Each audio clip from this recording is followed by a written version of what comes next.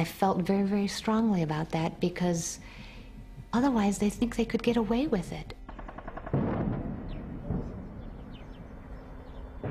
Yeah, I do recall there was the notion that, yes, maybe we could stay behind and maybe we could do something. But then you have to say, with what do you create a safe haven? If the Belgian troops could not defend and protect the Prime Minister from a ruthless attack, what were unarmed Americans bearing a flag going to do? Maybe hopelessly naive. I mean, we are 4 people in an embassy, and very small embassy community. But I don't know, I think one person can make a difference, and maybe if we just saved one life, that was one life worth saving. Maybe we couldn't save everyone, but I would have rather stood there and said, and stayed and said, I am going to stay because it is worth that risk. So, in the end, the decision was taken out of my hands.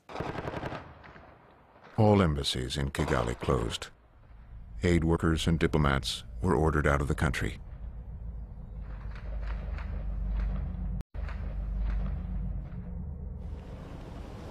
We started going out, picking up our military observers who were at various locations, picking up our UN staff, picking up diplomats, picking up people at risk.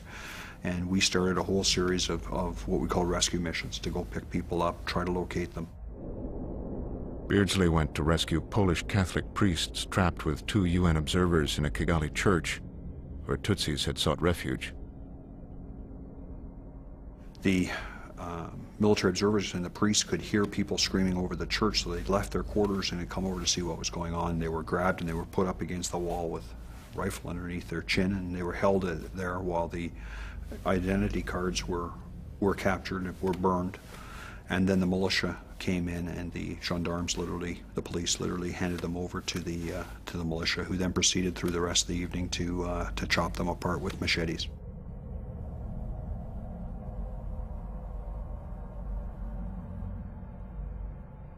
Inside the church itself were about 150 people. About 15 of them were still alive. The rest had been attacked with machetes and had been killed. And the thing that stood out in my mind up until that day, it almost bore the resemblance of a coup, taking out the moderates. But this was different. This was just ordinary men, women, and children, and the only reason whatsoever that they were killed and targeted was because they were Tutsi.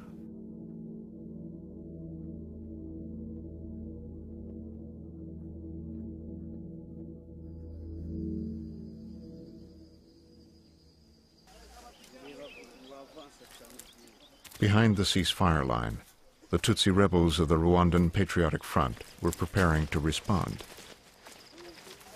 The information very clearly came in very fast, showing how targeted killings were being carried out and how these were spreading out, not only in Kigali, but going beyond Kigali to other parts of the country. And we knew that was the usual style. The massacres had started. And we have to take action. The rebels declared the peace process dead and attacked the extremist government. General Kagame had gone through training at Fort Leavenworth. The U.S. military maintained contact and understood the rebel leader's intentions.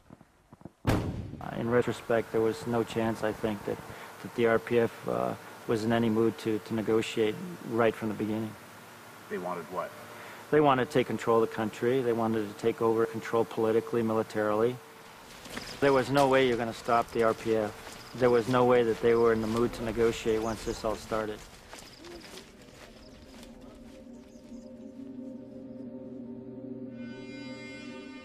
Overnight, 1,000 French and Belgian paratroopers had arrived without warning, seizing Kigali airport. These troops were not under UN command. Their mission was solely to get the expatriates out. Dozens of journalists had arrived with the new troops. They traveled with Belgian soldiers to Kigali's psychiatric hospital, where the Western staff was trapped.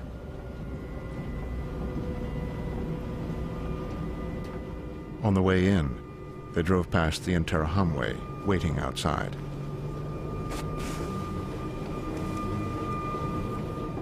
Tutsis emerged from the hospital building, where they'd been hiding for 3 days. They said they were surrounded by the militias, that some of them had already been killed.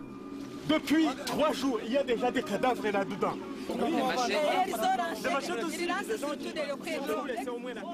When it was clear the soldiers weren't going to help, the refugees appealed to the journalists.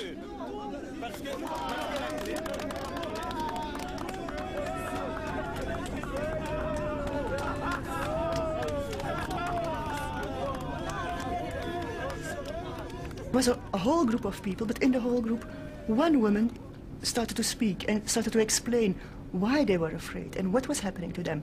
And she started begging us to take her and the others with us. She was speaking to me, a woman to a woman, saying, "I'm afraid, please help me." Yeah, we were just listening to her, and then we couldn't do anything. At that moment, we thought we couldn't do anything, just listen and say yes.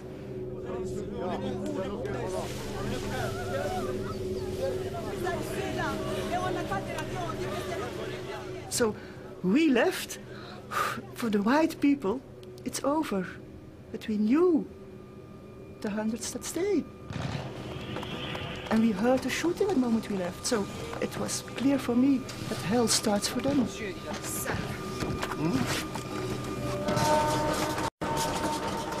All Western troops and UN peacekeepers were under orders not to evacuate ordinary Rwandans.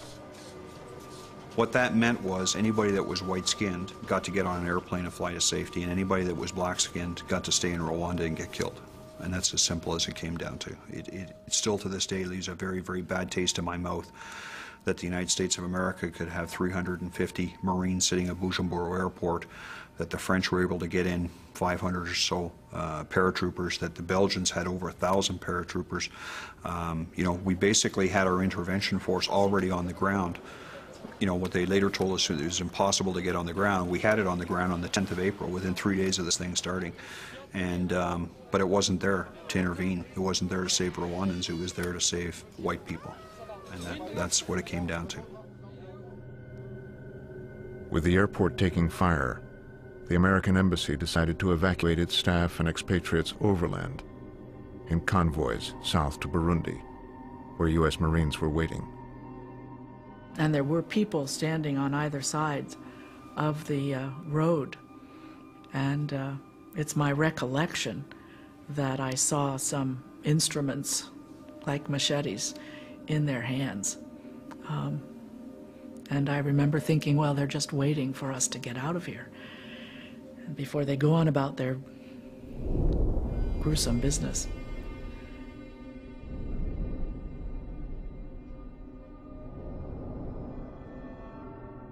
I was working for the American embassy, basically. I saw them leaving. I saw the flags on the vehicles.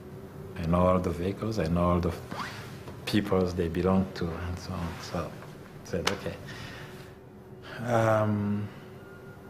I think it was sad, surprising to see that by the end of the day, you are a person who has to die, when other people are allowed to be alive.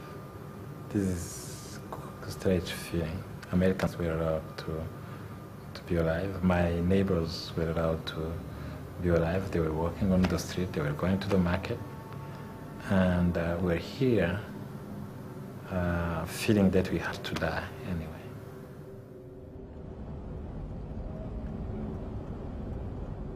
As she organized the last American convoy, Laura Lane made a final attempt to do what she thought was right.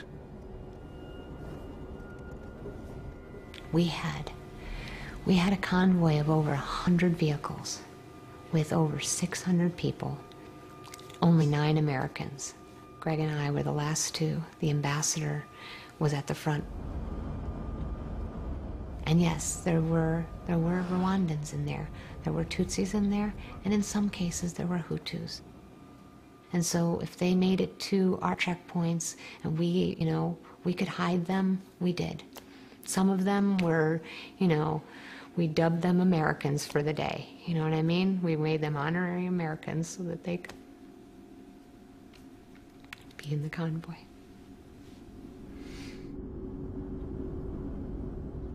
If people in Rwanda ever needed help, now was the time. And everybody's leaving.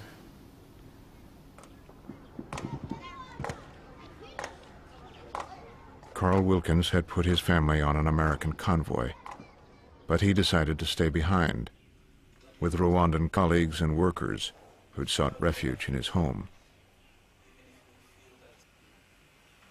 That Tutsi young lady and that Tutsi young man were faces right there to me representing the country, and I felt if I left, they were going to be killed. And then I recognized, you know, how is it? I got this blue American passport. That means I can go, but all of these people don't have a passport, they can't go. And while all of those things played in, the bottom line is it just seemed the right thing to do. By the evening of April 10th, Carl Wilkins was the only American left in Rwanda.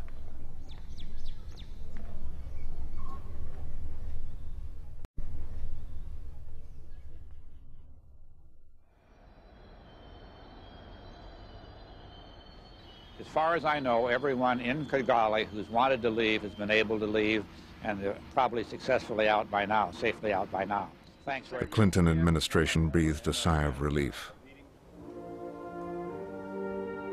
In Belgium, the country was in crisis. With 10 of its soldiers dead, the government wanted to pull all its peacekeepers out of Rwanda. But it didn't want to be embarrassed by leaving alone. The foreign minister called Secretary of State Warren Christopher. The reaction of the public opinion in Belgium was very strong, and I may say there was unanimity in order to ask to pull out the troops after the killing. Warren Christopher told me that he understood perfectly why the Belgian government took that decision. He confirmed that the preference of the Americans went to the withdrawal of the Minuar.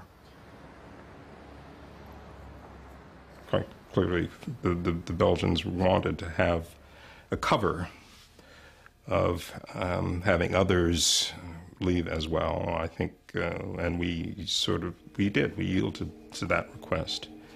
In retrospect, I wonder if that was the right thing to do.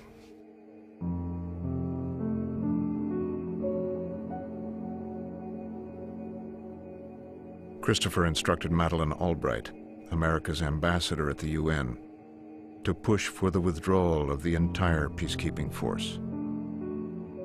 My instructions were to support full withdrawal. And I listened to the discussion very carefully in the Security Council, and I could see that our position was wrong, and especially in listening to the African delegate, Ambassador Gambari from Nigeria, was very moving on this.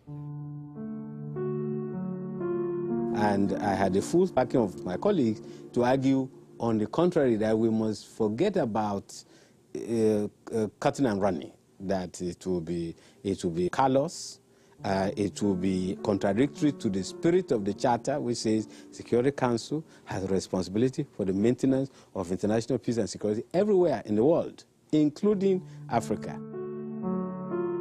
And I asked my deputy to take my seat while I left and went out into the hall, into these phone booths, and called Washington. And they said, well, no, we're worrying about this, and these are your instructions. And I actually screamed into the phone. I said, they're unacceptable. I want them changed. Albright's call was to Richard Clark, head of peacekeeping at the National Security Council.